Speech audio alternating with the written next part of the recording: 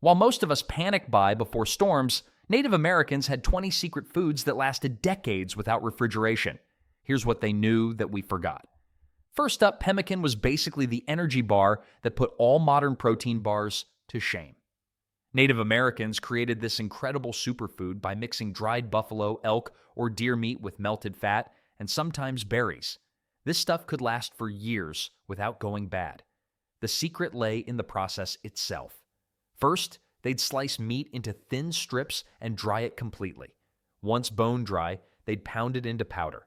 Then came the crucial ingredient, rendered fat from the same animal. Think of it as the original meal replacement shake, except it actually kept you alive instead of just making your wallet lighter.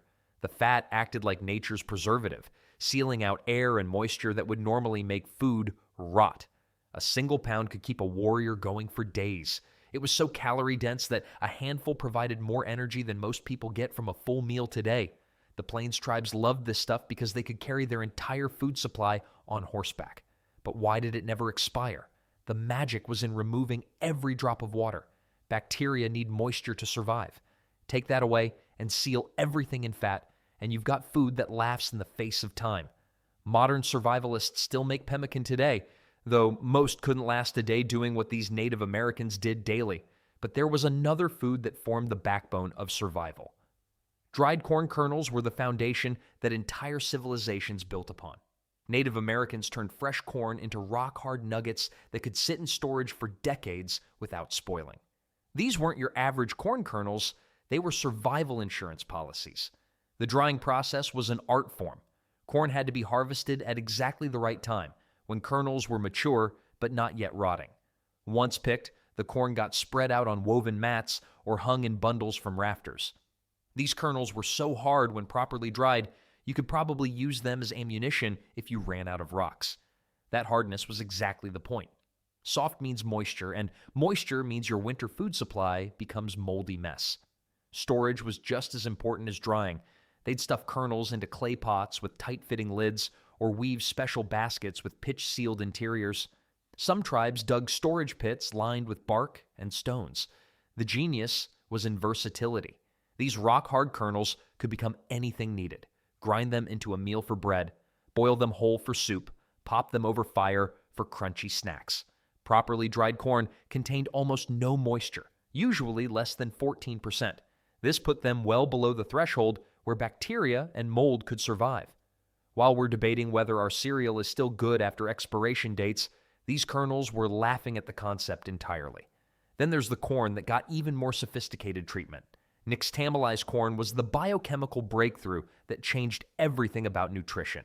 Native Americans discovered that treating dried corn with alkaline solutions, usually made from wood ash, didn't just preserve it better.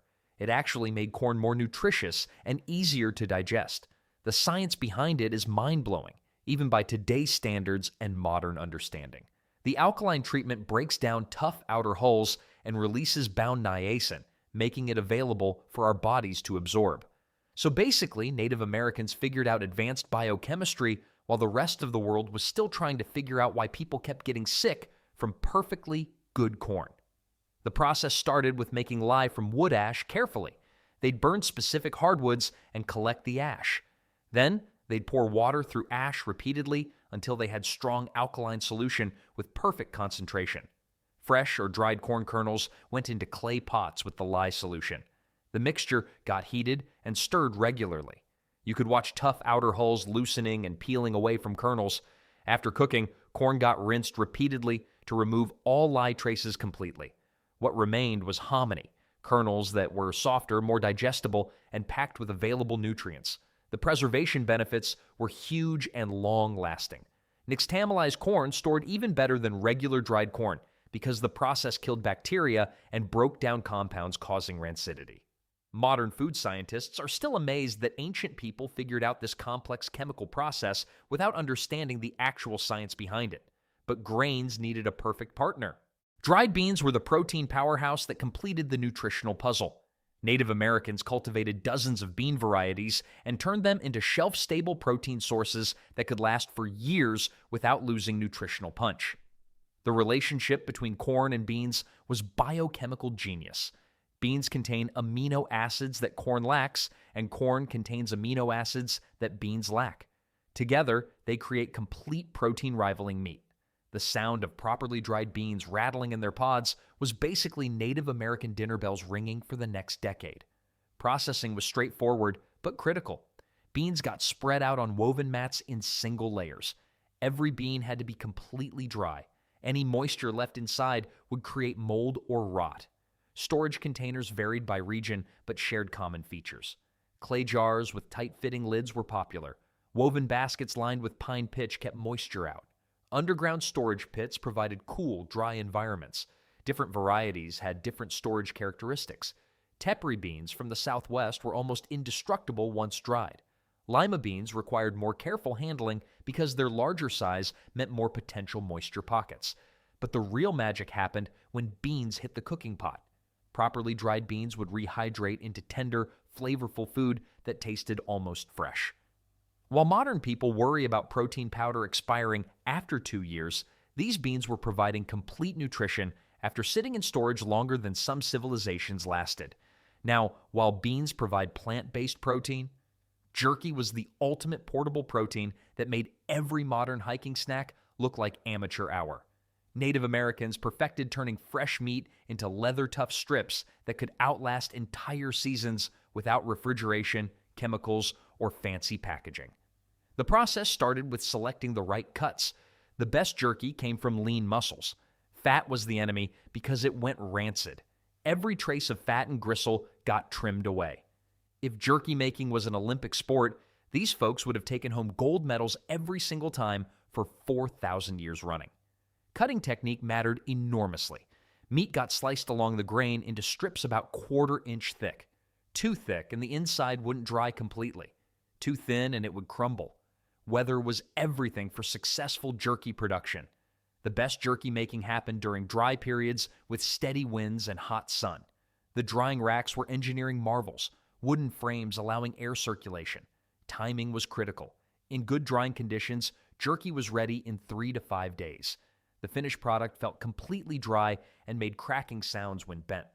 Storage methods varied but shared common goals, keeping jerky dry and protected from pests. Parfleche bags were popular on the Great Plains. Modern beef jerky expires in a year or two, but properly made traditional jerky could outlast the person who made it. But nature provided its own packaging system too. Nuts in their natural shells were nature's own survival packages. Hickory nuts, walnuts, pecans, and acorns came with built-in preservation systems that put modern packaging to shame. The shell was the secret weapon. These natural containers kept oxygen, moisture, and insects away from nutritious nut meat inside. As long as shells stayed intact, nuts remained fresh and edible. Getting nuts fresh from trees was like receiving them in factory-sealed packaging, except the factory was millions of years of evolution, and packaging was completely biodegradable. Timing harvest was crucial. Nuts had to be collected right after they fell from trees, before ground moisture could penetrate shells. The best nuts for storage had dried naturally on trees. Acorn processing was particularly complex. Nuts were cracked and meat ground into meals. This meal got leached repeatedly with water to remove bitter tannins. Storage locations were carefully chosen and often kept secret.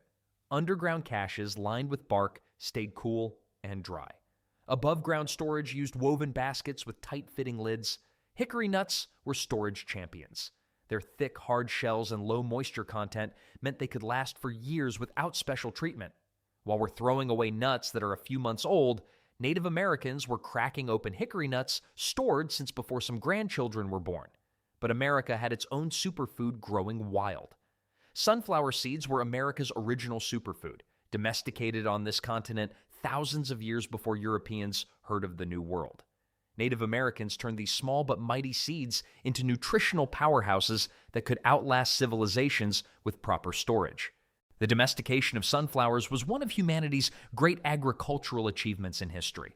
Through careful selection over generations, they developed varieties with massive heads containing hundreds of large, oil-rich seeds arranged perfectly. These sunflowers were so perfectly engineered that they made modern hybrid varieties look like they were designed by committee with no plan. Harvesting required perfect timing for maximum seed quality. Sunflower heads had to be mature enough for seeds to have developed full oil content, but not so ripe that seeds started falling out naturally. Processing began with cutting entire flower heads and allowing them to dry completely in optimal conditions. Once dried, getting seeds out was hard work. Flower heads got rubbed against rough surfaces or beaten. Roasting was often the final step before long-term storage. This removed remaining moisture, developed flavor, and created chemical changes that helped preserve oils inside seeds for years. Storage containers had to protect seeds from moisture, oxygen, and pests effectively. Clay jars with tight-fitting lids were popular. The oil content made them valuable, but also meant they could go rancid.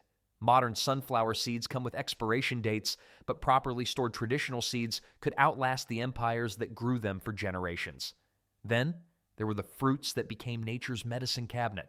Dried berries were nature's vitamin pills packed with essential nutrients. Native Americans mastered turning seasonal fruit into year-round nutrition that never seemed to expire. Cranberries, chokecherries, blueberries, and strawberries got transformed from perishable treats into shelf-stable survival food. The drying process had to happen fast to preserve maximum nutrition and prevent spoilage completely. Fresh berries are mostly water, and that water had to be removed quickly before bacteria and mold took hold. If berries could file patents, cranberries would own the trademark on natural preservation technology and charge everyone else licensing fees. Different berries required different techniques for optimal results. Cranberries, with their natural waxy coating and low pH, dried easily and stored exceptionally well. Chokecherries were often crushed first to speed drying effectively. Chokecherry cakes were particularly clever and nutritious. Entire berries, including pits, got crushed together and formed into flat patties. These dried into hard cakes that could be broken off in chunks when needed. Cranberries were storage superstars among all berry varieties. Their natural acidity and waxy coating made them almost indestructible once dried. Properly processed cranberries could last for decades without losing tartness or nutrition. Storage methods protected dried berries from moisture and pests effectively.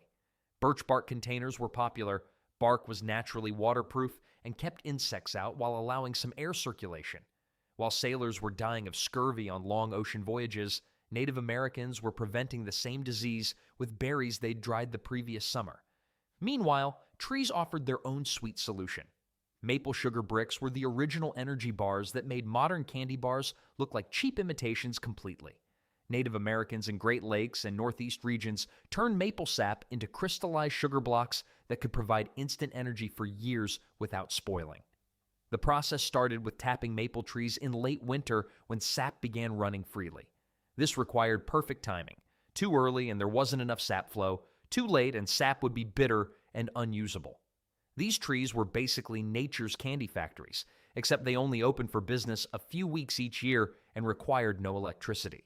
The boiling process required enormous amounts of firewood and constant attention throughout. It took roughly 40 gallons of sap to make 1 gallon of syrup and even more evaporation to reach hard crystal stage needed. Temperature control was critical for quality results. Sap had to be boiled long enough to concentrate sugars, but not so long that it burned and became bitter. The final crystallization step transformed liquid syrup into solid sugar blocks. These sugar bricks were incredibly stable for long-term storage. With virtually no moisture content and natural antimicrobial properties from concentrated sugars, they could last indefinitely when kept dry and protected. While European colonists were paying fortunes for imported sugar, Native Americans were making superior sweeteners from their own backyard trees for free. Storage was straightforward. Sugar bricks got wrapped in birch bark or stored in wooden containers to protect from moisture and humidity. Underground, there were other treasures waiting. Prairie turnips were the underground treasure that sustained Great Plains tribes through harshest winters imaginable. These tough little roots might not look like much, but when properly processed and dried, they became incredibly nutritious survival food lasting decades in storage. Finding prairie turnips required intimate knowledge of landscape and seasonal patterns. These plants grew wild across Great Plains, but they were scattered, and their above-ground parts were small and easily overlooked by inexperienced gatherers. These little roots were basically the prairie's way of hiding all the good stuff underground where only the most dedicated diggers could find it. Harvesting had to happen at the right time of year for maximum nutrition. Early summer was ideal when roots were fully developed but hadn't yet started becoming woody and tough to process. Processing began immediately after harvesting to prevent spoilage. Roots got cleaned of dirt and their tough outer bark peeled away carefully. Then they got sliced into thin pieces and spread on drying racks made from willow. Properly dried prairie turnip slices were rock hard and almost translucent in appearance. This complete dehydration allowed them to last for years without spoiling. Storage methods protected them from moisture and pests, effectively using various containers. Modern root vegetables need refrigeration to last a few weeks, but these prairie turnips were still edible after sitting in storage longer than most people lived. The nutritional value was impressive, containing carbohydrates, protein, and vitamins essential for survival through harsh winter months. Water held its own treasures too. Wild rice was the aquatic grain that effectively turned lake shores into grocery stores for tribes across the Great Lakes region. Despite its name, wild rice isn't actually rice. It's a grass seed growing in shallow water, providing more protein than almost any other grain available. Harvesting wild rice was a community effort requiring specialized canoes and techniques passed down through generations. Teams of 2 people worked each canoe, one to pole through rice beds, another to bend stalks and knock seeds into canoe bottom. Wild rice harvesting was like conducting an orchestra, except the musicians were grass plants and the concert hall was a swamp with perfect acoustics. The timing had to be perfect for maximum yield. Too early and seeds weren't fully developed. Too late and rice had already scattered into water, feeding ducks instead. Processing began immediately with sun drying, then parching over fires carefully. Traditional processing involved hulling by trampling rice in hide-lined pits, then winnowing to separate hulled rice from chaff effectively. Properly processed wild rice could last for years without spoiling when stored correctly in dry conditions. Storage methods emphasize keeping rice dry and protected from moisture and pests. Birch bark containers were popular because they were waterproof and kept pests out. The nutritional benefits were substantial, more protein than regular rice varieties. While other grains needed constant protection from moisture and pests, wild rice just laughed at storage challenges and stayed good longer than containers that held it. Another fruit required a different approach. Chokecherry cakes were the fruit leather that made modern snacks look like child's play completely. These dense, nutrient-packed blocks transformed bitter wild cherries into sweet, long-lasting food that could provide essential vitamins for years without any refrigeration needed. The process started with gathering chokecherries at exactly the right moment, fully ripe but still firm to touch. What made these cakes unique was that everything got used: berries, pits, and all parts of the fruit together. Think of it as the original energy bar, except instead of fancy packaging, it came wrapped in pure determination and traditional knowledge passed down carefully. The crushing had to be thorough, but not excessive for optimal results. Once crushed, mixture got formed into flat cakes about an inch thick and laid out on clean bark sheets to dry slowly. The drying process could take weeks depending on weather conditions and humidity levels. The finished cakes were rock hard and could be broken with sharp cracking sounds. They had dark, almost black color from crushed pits and concentrated juices. Storage required protecting cakes from moisture and insects using various methods. Many tribes wrapped individual cakes in animal skins before placing them in storage containers sealed with natural materials. While modern fruit snacks come with expiration dates measured in months, these chokecherry cakes were still providing nutrition after decades in storage containers. The nutritional benefits were substantial. High levels of antioxidants, vitamin C, and other compounds supporting health during long winters when fresh food was scarce. Coastal waters offered their own protein solutions. Smoked fish was the protein preservation method that turned seasonal abundance into year-round security for tribes near water sources. This ancient technique didn't just keep fish from spoiling, it actually improved flavor while creating food lasting months or years in storage. The process began with selecting the right fish at the right time during peak seasons. Fresh fish had to be processed quickly before spoilage could begin affecting quality. The cleaning process removed all internal organs and damaged flesh that could cause problems. If fish could choose their afterlife, they'd probably pick being smoked by Native Americans over being turned into modern fish sticks any day. The smoking setup was carefully engineered for optimal results. Special racks held fish pieces at right distance from smoldering fires. Fires had to produce steady smoke without too much heat. The goal was drying and flavoring properly. Temperature control was crucial for successful preservation. Too hot and the fish would cook instead of dry. Too cool and the drying process took too long, allowing bacteria to multiply. The smoking process took days or weeks depending on conditions. Properly smoked fish became hard and leathery on the outside while maintaining some flexibility inside. This external hardness protected nutrients inside while preventing bacterial growth that could cause spoilage over time. Modern smoked fish needs refrigeration and has shelf life measured in weeks, but traditional smoked fish could outlast the fishing nets that caught it. Ocean bounty extended beyond just fish. Dried mussels and clams turned coastal abundance into portable protein that could travel far inland and last for years without spoiling. These shellfish provided concentrated nutrition, especially valuable for trade with inland tribes who lacked access to ocean resources. Harvesting required understanding tide patterns and seasonal cycles for optimal collection times. Initial processing had to happen quickly after harvest since fresh shellfish spoil rapidly in warm conditions. Shells were opened and meat removed carefully. Coastal tribes basically figured out how to turn the ocean's pantry into a non-perishable emergency food supply that would make modern preppers jealous of their skills. Cleaning was meticulous work requiring attention to detail. Every piece of shell fragment and debris had to be removed completely. Boiling was often the first preservation step to kill bacteria and begin the preservation process effectively. After boiling, shellfish meat was spread out on drying racks, allowing air to circulate around every piece for even drying. Smoking was sometimes combined with air drying to speed the process and add flavor that enhanced storage life. The drying process took days to weeks depending on size and weather conditions in the area. The goal was complete dehydration. Properly dried shellfish became hard and brittle with no remaining moisture content. While modern seafood needs freezing to last more than a few days, these dried shellfish could outlast the boats that harvested them from the ocean. The nutritional density was impressive. All protein and minerals concentrated into fraction of original weight, making them perfect for long journeys. Back on land, corn got yet another treatment.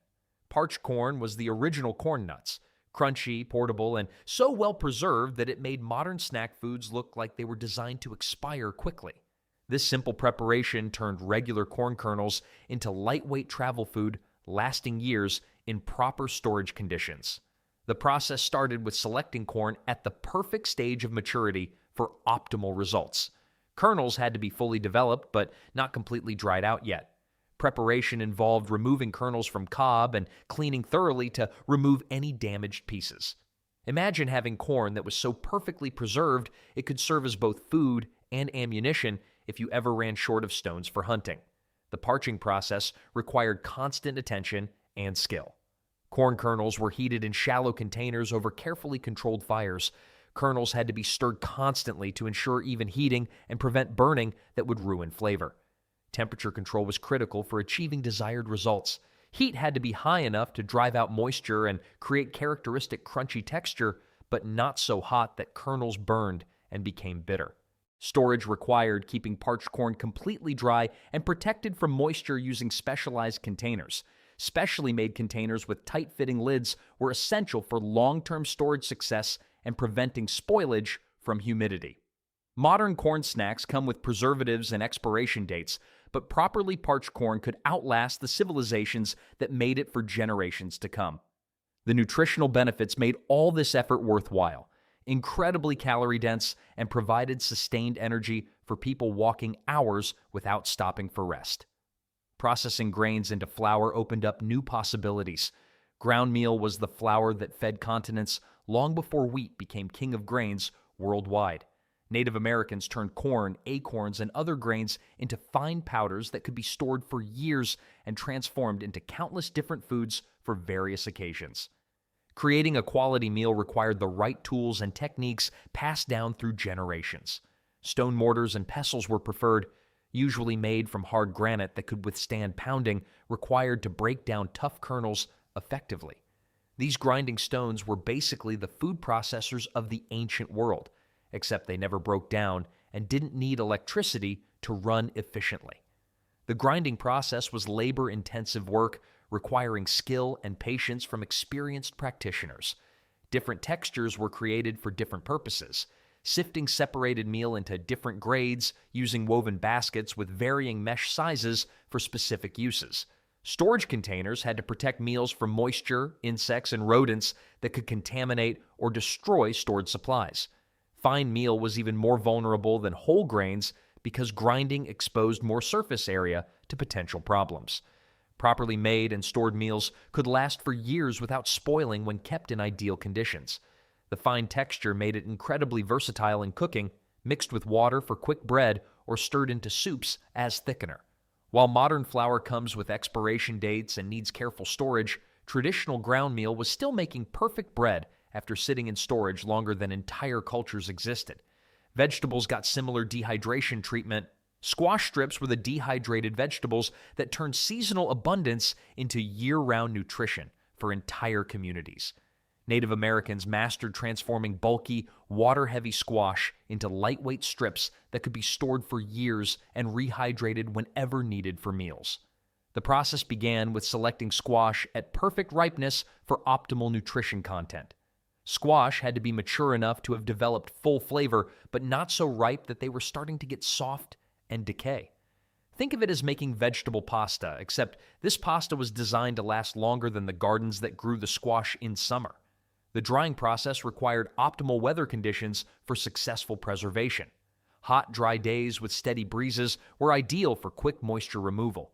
Strips were laid out on drying racks, allowing air circulation around every piece. Turning and monitoring was essential during drying process. Strips had to be flipped regularly to ensure even dehydration on both sides. Finished strips were leathery but flexible, with no remaining moisture that could cause spoilage. Storage methods protected dried strips from moisture and pests using various techniques. Many tribes braided strips together into long ropes that could be hung in dry storage areas away from ground moisture. Modern frozen vegetables need constant refrigeration and still don't last as long as these squash strips that were preserved using nothing but sun and air. The nutritional benefits made squash strips incredibly valuable. They retained most vitamins and minerals even after years of storage in proper conditions. High altitudes offered unique preservation opportunities. Dried potatoes were the high-altitude preservation miracle that turned mountain tubers into indestructible food using nothing but freezing temperatures and brilliant engineering skills. This ancient freeze-drying technique created potatoes lasting decades when stored properly in dry conditions away from moisture. The process took advantage of unique mountain conditions where potatoes would freeze solid during cold nights and thaw during warm days naturally. This natural freeze-thaw cycle removed moisture without cooking potato flesh or destroying nutritional value.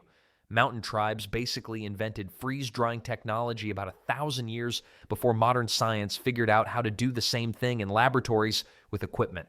Preparation started with selecting mature potatoes that were cleaned but left whole for initial freezing process in winter conditions. Freezing happened during the coldest part of winter when nighttime temperatures dropped well below freezing consistently for days. Once frozen solid, potatoes were trampled to break cell walls and release ice crystals trapped inside. This had to be done at exactly the right time. After trampling, they were spread out again to complete the drying process. The finished product looked nothing like fresh potatoes, dark, shriveled, and rock-hard in appearance. But this unpromising appearance hid food that was incredibly nutritious and could last for years without spoiling when stored correctly. While modern freeze-dried foods require expensive equipment and controlled environments, these mountain tribes achieved the same results using nothing but winter weather and smart timing. Wild plants served double duty as food and medicine. Wild onions and garlic were the aromatic preserves that served double duty as food and medicine effectively. These plants provided flavor and health benefits that could last for years when properly dried and stored using traditional methods perfected over generations. Finding wild onions and garlic required knowledge of seasonal cycles and habitat preferences learned through experience. These plants grew in specific locations at certain times of year. Best harvest time was usually late spring when bulbs were fully developed. These wild aromatics were basically nature's own antibiotic storage system, except they also made everything taste better instead of leaving you with weird side effects. Harvesting had to be done carefully to avoid damaging bulbs during the collection process. Cleaning was meticulous work. All dirt and damaged outer layers had to be removed from each bulb without causing damage to the interior. Drying methods varied based on bulb size and local conditions. Air drying was preferred. Bulbs were braided together by their tops or strung on plant fibers, then hung in areas with good air circulation. The drying process took several weeks to complete properly, depending on weather conditions. Properly dried bulbs felt papery on the outside, but retained some flexibility. Storage containers needed to allow air circulation while protecting from moisture and pests. Modern garlic and onions need careful storage and still go bad relatively quickly, but these wild varieties just got more potent and useful as they aged. The ultimate preservation challenge came from trees. Pine nuts were the tiny treasures hidden inside pine cones that provided more nutrition per ounce than almost any other wild food available. Native Americans in the Southwest developed sophisticated techniques for harvesting and storing these oil-rich seeds that could remain fresh for years without spoiling. Harvesting pine nuts required understanding the complex life cycle of pinyon pine trees and their irregular production patterns. These trees only produced substantial nut crops every few years, making successful harvest years incredibly valuable for entire communities who depended on them. Pine nuts were basically nature's way of hiding premium nutrition inside the world's most inconvenient packaging, then only offering it for sale every few years. The harvest process was a community-wide effort bringing families together. Fresh cones were roasted over fires to open them up and release nuts inside. Once extracted, nuts required careful sorting and cleaning to remove any damaged or immature specimens. The natural shell protection was what made pine nuts perfect for long-term storage without special treatment. As long as shells remained intact, nuts inside stayed fresh and edible for years in proper storage conditions. Storage methods took advantage of nuts' natural durability and protective shells. Clay jars, woven baskets, and animal skin containers all worked well for protecting these valuable nuts from moisture and pests effectively. While modern nuts come with expiration dates and need careful storage, pine nuts were still providing premium nutrition after sitting in storage longer than trees that produced them lived. The nutritional density was incredible. Healthy fats, complete proteins, and essential minerals that were hard to get from other foods available in the region. These 20 foods represent more than just preservation techniques. They represent thousands of years of wisdom about living sustainably off the land successfully. Native Americans created food systems that were more reliable and sustainable than many modern approaches, turning seasonal abundance into year-round security through patience, quality, and working with natural processes instead of fighting against them.